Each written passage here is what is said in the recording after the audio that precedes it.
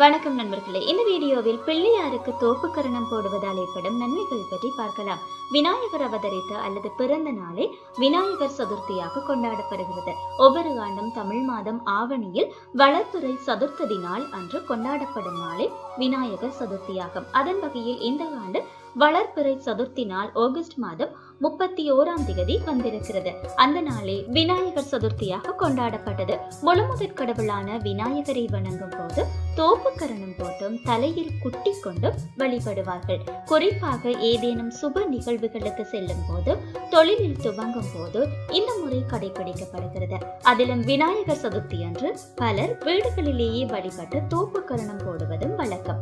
இரு கைகளையும் முட்டியாக பிடித்து வலது கையால் வலது நெற்றியோரத்திலும் இடது கையால் இடது நெற்றியோரத்திலும் 3 முறை குட்டி, அதன் பின் இடது கையால் வலது காதையும் வலது கையால் இடது காதையும் பிடித்து 3 முறை தோப்புக்கரணம் செய்து வழிபடுவார்கள். பொதுவாக இவை அனைத்தும் நம்முடைய ஆரோக்கியம் சார்ந்த விடயங்களில் ஒன்றாகவே இருக்கிறது. காலில் மெட்டி அணிவதன் மூலமும் குங்குமம் அணிவது போன்ற பலவற்றிலும் அறிவியல் நன்மைகள் இருக்கிறது.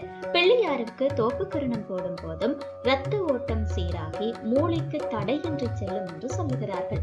இதனால் நினைவாற்றல் கூடுகிறதாம். இதனால் உடலும் மனமும் உற்சாகம் கொள்கிறதாம்.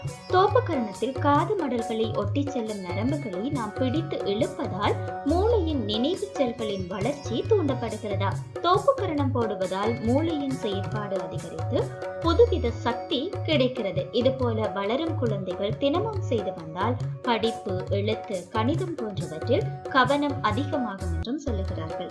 மேலும் உடல் ஆரோக்கியமும் பாதுகாப்பாக இருக்குமா?